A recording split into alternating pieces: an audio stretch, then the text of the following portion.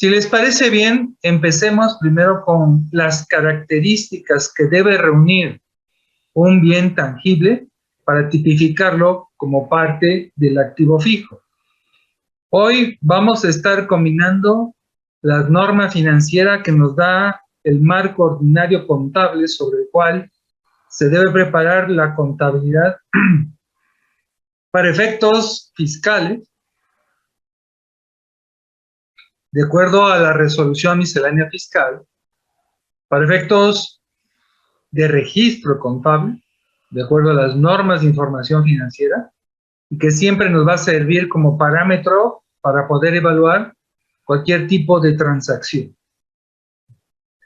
Bien, muchachos, entonces empecemos con las características que debe reunir un bien para poder ser registrado como parte del activo fijo, y de ahí vamos a empezar a desprender ciertos paradigmas que traemos arraigados. Ustedes saben que yo siempre hablo sobre el tema de la contabilidad tradicional. A lo que yo le llamo tradicional es que se ha transmitido de boca en boca, de generación en generación, de maestro a alumno y de jefe a alumno. Es muy importante tener en cuenta que todo ha evolucionado. Los libros de contabilidad, en su gran mayoría que he estado revisando, no han sido actualizados en conceptos, en apreciaciones y en cambios que han sufrido los negocios, en donde se van adaptando las normas de información financiera, las normas internacionales de información financiera y los US GAAP, que son principios de contabilidad generalmente aceptados en la Unión Americana, que son tres de los modelos que nos sirven de fuente para poder hacer registros contables. Insisto, todo ha evolucionado en este mundo y es importante que estemos en la evolución constante del aspecto financiero, fiscal, ni se diga contable. No podemos quedarnos con lo aprendido en las aulas. Tenemos que irlo evolucionando poco a poco. Bajo este entorno, y ya saben, los medios de contacto están abiertos para cualquier duda que tengas, en su momento la vayamos incluyendo como parte de este módulo número 6. Bien, ¿qué debemos considerar como un activo fijo a ser registrado en la contabilidad? Nos dice, es un bien tangible. Por ende, aquellos bienes que no tengan un cuerpo físico, algo que sea tangible, no calificarían en este módulo, sino calificarían en otro aspecto que podemos evaluar más adelante en este diplomado para contabilidad para principiantes. Nos dice la norma, son aquellos que poseen una entidad.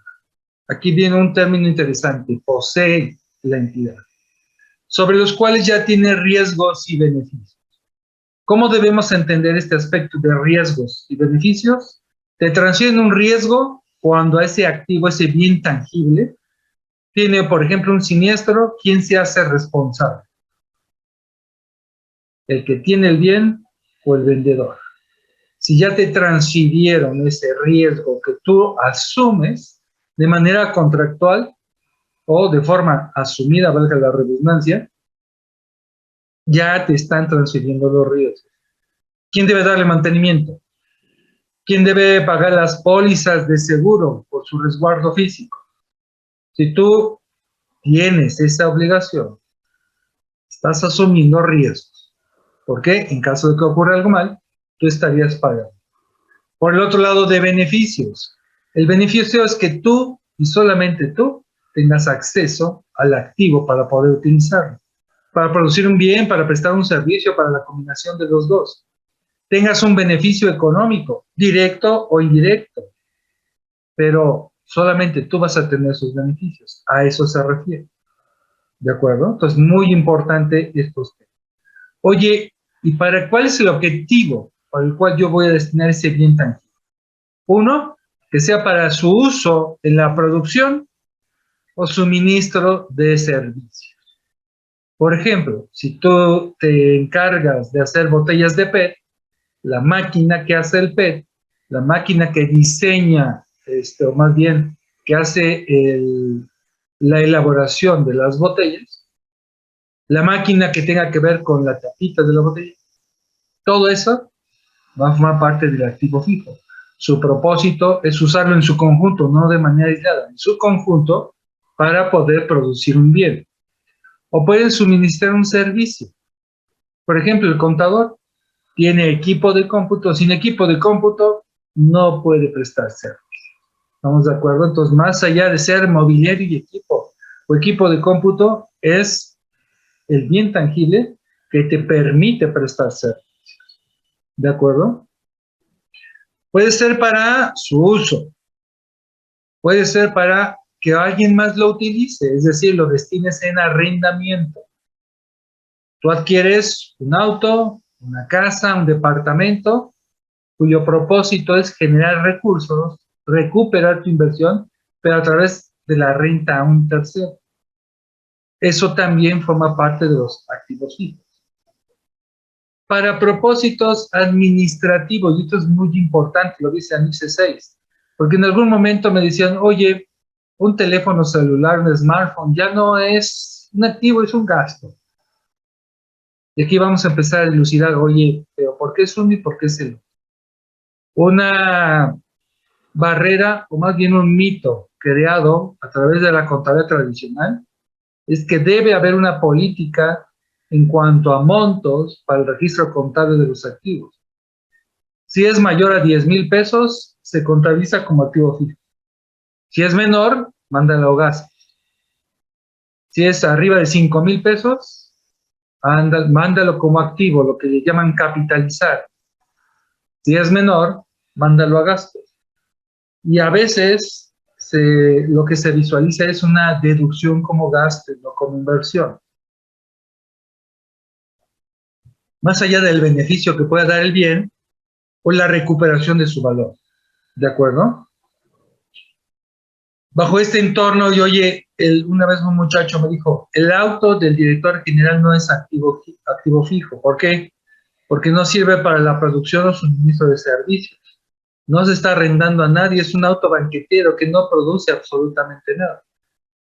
Le preguntó, oye, si ese auto designado al director general forma parte de sus herramientas de trabajo, independientemente del aspecto laboral y todo lo que los fiscalistas determinan para poder hacer deducible algo. Si su objetivo es que a través de sus servicios se genere un beneficio, una venta, un cierre con un cliente, vamos a llamarle negociación con proveedores para mejorar precios, condiciones en general, ese auto de manera indirecta está ayudando a la creación de una utilidad de manera global, no directa, como pudiera ser una máquina que produce, una computadora que me sirve para, por ejemplo, yo tengo un cafecito con internet. Sin la computadora no puedo prestar el servicio de internet. ¿Estamos de acuerdo? Y eso podría calificar como renta o como servicio. Tú llegas, te sientas, pagas por un tiempo limitado y te vas. Sería arrendamiento, sería prestando servicios, ¿tú qué opinas? Pero de qué es activo fijo porque me ayuda a generar un beneficio. Acuérdate que dentro de las características generales que debe tener todo activo para poder ser considerado como tal, es que genera un beneficio económico a futuro. Ese beneficio económico a futuro se traduce en ingresos, generación de ingresos o reducción de costos. ¿De acuerdo? Y va a haber muchos activos administrativos. Yo pregunto, cuando me comentan, oye, esto es gasto. ¿Por qué? Porque no produce ingresos. Digo, a ver, en una empresa, el escritor del contador, sus archiveros, su silla, ¿generan ingresos directamente del contador? ¿En una empresa productora? Es obvio que no. Y por eso lo vamos a no considerar como un activo fijo. Me suena un poco radical, ¿no creen? Y es entonces donde la NIPSE 6 te dice claramente, están destinados estos activos para propósitos administrativos. Así que no nos perdamos por ahí. ¿De acuerdo? Lo que sí es importante es que no hay un propósito inmediato de venderlos. No los compré para vender, porque si los compré para vender de manera inmediata, estaríamos hablando de un inventario, un tema diferente. Si es un bien, si es un activo, es un bien tangible, pero no calificaría como activo fijo, sino como inventario. Tampoco podemos decir que nunca se va a vender, porque los activos fijos tienen vida útil infinita, tienen que ser sustituidos. Y al ser sustituidos, hay que venderlos. Como un buen negociante, si hay algo que no utilizas, debes venderlo, porque vamos a recuperar su valor de dos formas. Y esto más adelante lo vamos a platicar en detalle. Cuando yo adquiero un activo, tengo que recuperar lo que invertí y más, que sería una utilidad, sino para qué invierto en la maquinaria, pero pueden ser de dos formas diferentes. ¿Sabes a qué me refiero con esas dos formas diferentes? Me gustaría escuchar tus comentarios. Esas son las características que establece la NIF 6 para que un bien tangible, el que tengas a la mano, el que tengas en el CFDI, compute como parte del activo fijo y no sea un gasto. Aquí vamos a mencionar que es por exclusión. Aquel bien tangible que no califique como activo fijo en este caso específico, se deberá registrar como un gasto. Pero lo más importante que quiero que tengas en mente es un activo fijo me va a generar un beneficio a futuro. Si cumple con esa principal característica en adición a lo que vamos a ver, es un activo. No importa el monto. El monto ahorita te voy a decir dónde te lo podemos acomodar, ese paradigma arraigado de que por debajo de 5,000 pesos a gasto. Por montos, insisto, ni en materia financiera contable ni en materia fiscal hay este límite. Eso más es una idea preconcebida por la contabilidad tradicional.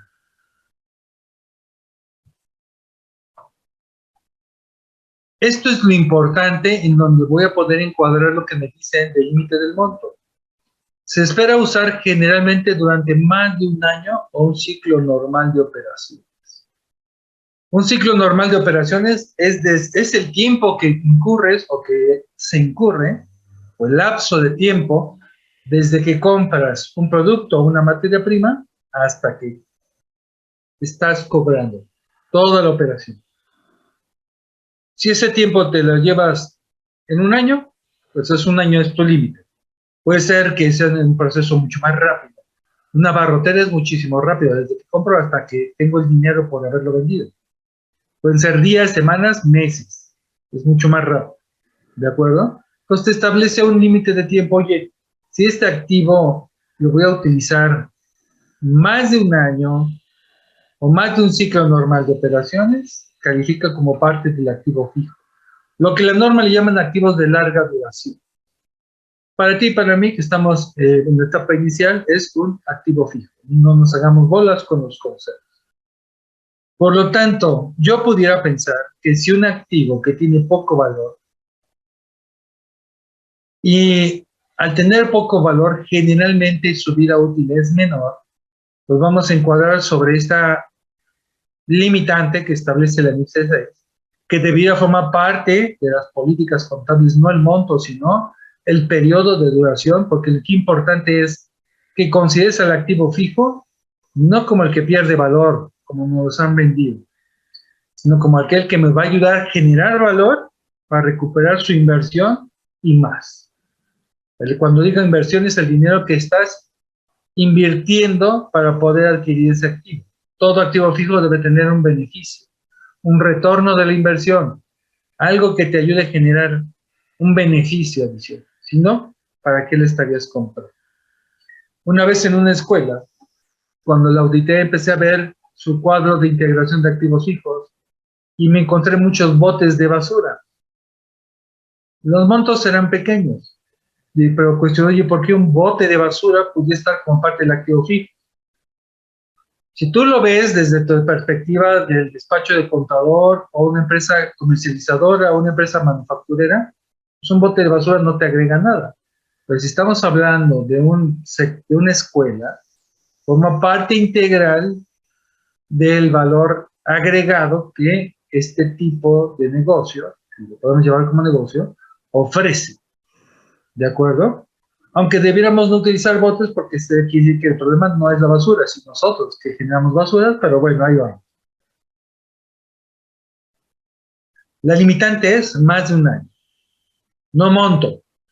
Insisto, si el bien es de un bajo valor, generalmente la calidad va a ser menor y el tiempo de reposición de los activos va a ser mucho más corto. Por lo tanto, calificaría como un gasto, no como activo fijo, sino como un gasto, pero no por el monto, sino por el tiempo en el cual yo lo voy a utilizar, y cada vez que lo utilice, estoy recuperando proporcionalmente mi inversión.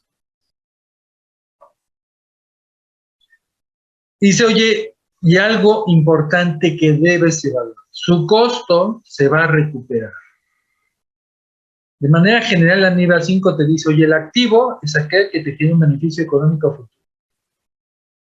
Costo es aquella erogación que te va a generar un beneficio económico futuro. Y los costos se presentan como activo en los estados financieros. No es lo mismo costo que costo de venta, ni el costo es una palabra que tenga que ver con resultados, aunque nos los han vendido así. Por lo tanto, yo te invito a leer un poquito más de las normas de información financiera, donde hay términos muy complejos, pero otros tan sencillos como el costo. Nos dice la NIF C6, su costo se recuperará precisamente a través de la obtención de beneficios económicos futuros, normalmente por la realización de los artículos o productos manufacturados o obtenidos o de los servicios prestados. Cada vez que tú generes un producto, tienes que impactar el valor de la depreciación, que es el valor del activo fijo que vas a recuperar cada vez que vendas un producto. Si ofreces servicios, dentro de los puntos a considerar, además de otros costos, está el recuperar tu inversión en los activos fijos. Y generalmente obviamos esa parte, no lo ponemos, ¿no?, como parte de las metas a desarrollar. Vámonos a la definición y quiero que vayamos comparando los activos desde la perspectiva fiscal y la perspectiva financiera, porque a partir de ahí vamos a encontrar que hay puntos de coincidencia o puntos divergentes que nos van a hacer llevar un control diferente, un tratamiento diferente. ¿De acuerdo? Si nosotros queremos saber qué es un activo fijo, debemos referirnos al artículo 32 de la Ley de Impuestos sobre la Renta. Si queremos saber qué es propiedades, planta y equipo, como así lo norma las normas de información financiera, específicamente la NIF C6, ahí es en donde vamos a acudir para poder aclarar cualquier duda que tengamos. ¿De acuerdo? Muy bien. Ahora, ya vimos la definición de activo fijo, de acuerdo a la NIF C6. Ahora, ¿qué dice el artículo 32 en materia fiscal? ¿Qué es un activo? Nos dice, es el conjunto de bienes tangibles. Ahí ya tenemos una coincidencia. Tanto para la norma de información financiera como para la ley, es un bien tangible. Y fíjate lo que dice, ¿qué utilicen los contribuyentes? ¿Qué utilicen? Si no los utilizan, pues no calificaría como activo fijo. La pregunta es, si no lo utilizas, ¿para qué lo compras? Ahora, tomando en cuenta el famoso artículo 5A del Código Fiscal de la Federación, vigente desde el año 2020. Si deduces algo, es porque lo necesitabas. Si deduces algo, es porque te genera un beneficio en el negocio. Y ese beneficio debe ser mayor a tu deducción. Eso es lo que pretende la autoridad regular bajo el concepto de razón de negocios. Si adquieres algo, es porque tu objetivo es generar utilidades. Esa es tu razón del negocio. Genera utilidades. Por lo tanto, siempre el beneficio económico debe ser superior al beneficio fiscal. Si no, ¿para qué lo haces si no vas a tener un rendimiento en los negocios? Oye, ¿qué es fiscal? Sí, pero ¿qué beneficio tengo? O sea, si no pago impuestos, no pasa nada. O sea, no sale dinero, no me lo devuelven. Pero no genero recursos, que es lo que yo estoy buscando como negocio.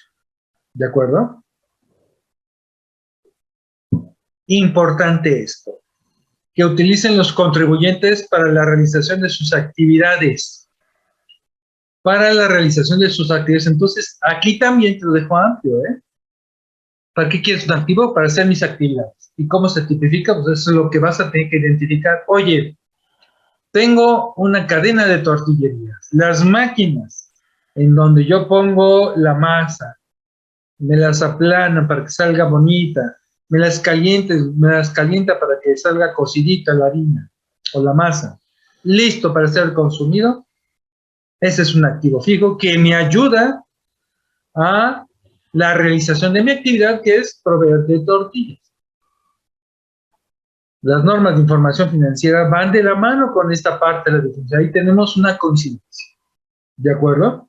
Pero fíjate lo que dice en la definición del artículo 32 respecto al activo fijo. Y que se demeriten por el uso en el servicio del contribuyente y por el transcurso del tiempo. Va de nuevo. Forma parte de la definición de activo fijo, artículo 32 de renta. Que se demeriten por el uso en el servicio del contribuyente y por el transcurso del tiempo. Esto de demérito, en ningún lado dice pérdida de valor, que traemos un paradigma arraigado. No es pérdida de valor. Simplemente al demeritarse ya no genero como antes bienes. Ya me está costando más, me tienen que gastar más el mantenimiento para que pueda producir. ¿De acuerdo? Ese es el demérito por su uso o por el paso del tiempo. ¿Por qué paso del tiempo? Porque puede ser una máquina que no esté siendo utilizada y el tiempo va dañando el mecanismo, va dañando los circuitos. Incluso al mismo tiempo, en nuestra actualidad, la tecnología ha avanzado tanto que pudiera, el simple transcurso del tiempo, disminuir el uso o demeritar el uso por una tecnología que tal vez ya no sea la aplicable en el momento. Y es otro tipo de obsolescencia en las bienes tangibles que debemos tener muy claro. Bien, ahora seguimos en el artículo 32 de renta que me define qué es un activo fijo. La adquisición o fabricación de estos bienes quiere decir que tú lo puedes comprar nuevo de paquete de un proveedor o tú mismo lo puedes construir y no por eso deja de ser activo fijo. Tú puedes construir una nueva nave industrial, una nueva bodeguita, una nueva maquinaria, y no porque la estés construyendo es un gasto. Ah, es que me llegaron bultos de cemento, varilla, y como no sabía para qué era, pues lo mandé a mantenimiento a resultados. Cuando en el fondo están construyendo un nuevo cuarto, una nueva sala, nuevas instalaciones. Entonces, desde su origen, debía ser un activo fijo y lo estás considerando como gasto. Cuidado con eso. Porque nos hemos quedado casados que los activos fijos son los que se compran, pero no los que se hacen dentro de la empresa. Si estamos armando una maquinaria, esa maquinaria me va a dar un beneficio a futuro, me va a servir para cumplir con el objetivo. Entonces, todo lo que yo incurra para su fabricación, eso va a formar parte de un activo fijo para efectos fiscales. Y va a formar parte de una inversión para efectos financieros. Para ninguna de las dos es gasto. Mucho cuidado con eso. Entonces nos dice, su objetivo es que la utilicen los contribuyentes para el desarrollo de las actividades del contribuyente y no la de ser enajenadas dentro del curso normal de sus operaciones. Tampoco la ley me dice, oye, ¿cuántos meses, años, días son el curso normal de sus operaciones? Es por eso que de manera supletoria vamos a decir, desde que compras hasta que tienes el ingreso por haberlo vendido. Este es un ciclo normal de operaciones y eso depende de cada contribuyente. No todos por igual, ¿de acuerdo? Esa es la definición de activo fijo, entonces me gustaría que empezara a saber, dentro de lo que tú has visto, qué calificaría como activo fijo y qué hayas mandado como gasto. Que ese sería un problema. Te podrían rechazar la deducción. En el momento, no como gasto, sino como activo fijo. No lo deduzcas en este año, dedúcelo en 9, 10, 11 años. El tiempo, dependiendo del activo, es la tasa que le va a aplicar. Un comparativo entre los aspectos que nos menciona la normatividad, la ley sobre la renta y las normas de información financiera. Ambos mencionan que un activo fijo es un bien tangible. La ley de impuestos sobre la renta nos dice, ¿cuál es el propósito de ese bien? Realizar la actividad del contribuyente. Oye, para efectos financieros, generar un uso, un beneficio por utilizarlo. En otras palabras, son lo mismo. En la ley de impuestos sobre la renta dice que se demerite por el uso o paso del tiempo. Para efectos de norma incluye que te sirva para producir artículos o para el suministro de servicios. Y ambas normatividades no son para enajenarlos en el curso normal de las operaciones de las entidades. Aquí hay coincidencias, ¿de acuerdo? ¿Qué conceptos se deben manejar en el aspecto contable de los activos fijos? Uno de ellos, costo de adquisición. Y vamos a ir poco a poco viendo a qué se refiere cada concepto. Costo de adquisición. Cuando hables costo de adquisición, estás hablando de materia contable. Valor neto en libros. Depreciación. Aquí no hay depreciación contable, simplemente es depreciación porque la única que existe es la contable. Deterioro. Vida útil y valor residual. Estos elementos son los que necesitamos conocer en materia contable respecto a la norma de información financiera C6. ¿De acuerdo? Ahora, fiscalmente, ¿qué conceptos debemos manejar? El famoso MOI, que no es mi compadre Moisés, sino monto original de la inversión. También vamos a hablar de deducción. Deducción de inversiones. Y fíjate que ahorita viene un tema que se me olvidó incluirlo acá. La ley de impuestos sobre la renta te habla de inversiones. Dentro de esas inversiones están los activos fijos. ¿De acuerdo? Tasas máximas de ley. La ley de impuestos sobre la renta, en diferentes artículos, te establece cuál es la tasa a la cual vas a deducir el monto original de la inversión. Eso no quiere decir que lo apliques para determinar la depreciación.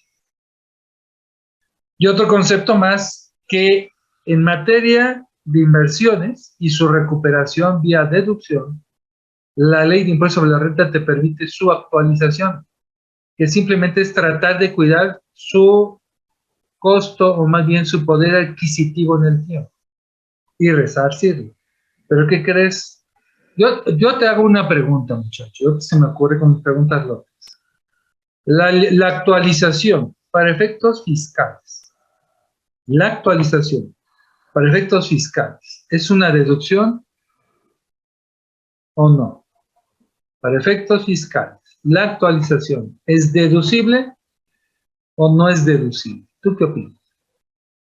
Los conceptos que tienes en pantalla van a ser exclusivos para el manejo del aspecto fiscal de los activos fijos, que no son similares a lo que comentan las normas de información financiera. ¿Estamos de acuerdo? Entonces ya empezamos con diferencias en los conceptos y en lo que debemos considerar por cada concepto.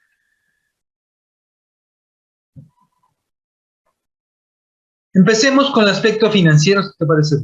Costo de adquisición. El costo de adquisición, la norma te llama de un componente. Más adelante te voy a decir qué es eso de componente, pero es un tema financiero de negocios contables. Eso no existe en lo fiscal, más que en una parte que podemos tomarlo, pero más adelante te lo voy a dar. ¿Qué debo incluir? Ustedes saben que el valor de los activos fijos siempre lo toman a partir del valor factura. Solo valor factura. Y la norma va más allá. Y dice, el concepto, el valor que vas a registrar, ese es el costo de adquisición, el valor que vas a registrar en la contabilidad se compone de 3 elementos. Y cada elemento va a tener otros elementos adicionales. Por ejemplo, dice la norma, vamos a registrar como parte del activo fijo su depreciación, perdón, su costo de adquisición, es decir, lo que tú y yo conocemos con el valor del CFE. ¿Qué debo incluir además? derechos, impuestos y gastos de importación. Derechos, impuestos y gastos de importación. Si el activo fijo en cuestión es de importación, tienes que pagar derechos de trámite aduanero para que te expidan tu pedimento de importación. Vas a pagar el impuesto general de importación, el IGI. Eso va a depender de la cuota arancelaria dependiendo del tipo de activo. Y dice, y algo interesante que nos dice la norma, e impuestos indirectos no recuperables. Impuestos indirectos no recuperables. ¿Qué impuestos indirectos tenemos actualmente? Tenemos el impuesto al valor agregado y el IEPS. Y dependiendo del bien, puede estar sujeto al IVA y puede estar sujeto eventualmente al IEPS. ¿De acuerdo? Pero oye, nos dice el valor, el costo de adquisición, que es el valor que debo registrar en contabilidad, debe incluir estos impuestos indirectos, no recuperables. ¿Qué debo entender como impuesto indirecto no recuperable? Por ejemplo, el impuesto al valor agregado es un impuesto indirecto. ¿Por qué es indirecto? Porque el que lo termina pagando es el consumidor final, pero hay una cascada, nos vamos pasando el IVA de uno a otro. Y dependiendo si tengo más del IVA que yo le he cobrado a los clientes, si se lo cobré a mi cliente, se lo tengo que enterar al SAT. Pero en la ley de impuesto al valor agregado te dice, oye, a lo que tú cobres a los clientes de IVA, que no es dinero tuyo, lo tuyo es el bien, por ejemplo, 100 pesos de venta. Me vas a aumentar, por eso es valor agregado, le vas a aumentar 16%, y eso que cobres no es tuyo, me lo cobras para mí y me lo das. Pero como a ti te va a hacer lo mismo tu proveedor, el IVA que tú le pagues, es decir, que te trasladen, lo puedes acreditar contra el IVA que tú le cobres a tus clientes, y el neto, si el trasladado es mayor que el acreditable, me lo das. Si el acreditable es mayor que el trasladado que tú le cobraste a tus clientes, entonces vas a tener un guardadito ahí para el próximo mes, porque acuérdate que el pago de IVA son pagos definitivos mensuales, que me lo vas a poder disminuir o acreditar en el siguiente pago de IVA. Guárdalo, ¿de acuerdo? Pero ese dinero no es tuyo, es del consumidor final, al final de cuentas, valga la redundancia. Aunque entre el dinero al banco, no es tuyo.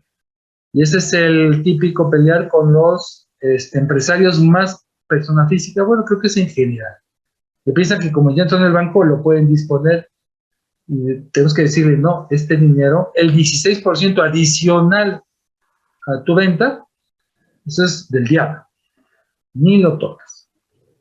Bueno, ese es el entorno general de los impuestos indirectos. Ahora te dice, si ese impuesto indirecto no es recuperable, forma parte del valor o el costo de adquisición, es decir, forma parte del valor contable a registrar. Bien, y entonces decíamos, oye, cuando un impuesto indirecto no es recuperable, nos remontamos a la ley de impuesto al valor agregado. Fracción 1, apúntalo bien, fracción 1, te dice el artículo 5 de la ley de IVA. Para que pueda ser acreditable el impuesto que te trasladan, deben cumplir con ciertos requisitos.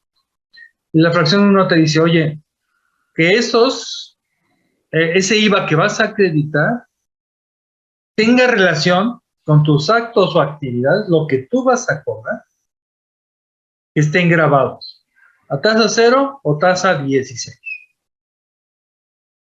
Y como nada más se refiere a los ingresos o actos o actividades grabados, por exclusión deja fuera a los exentos.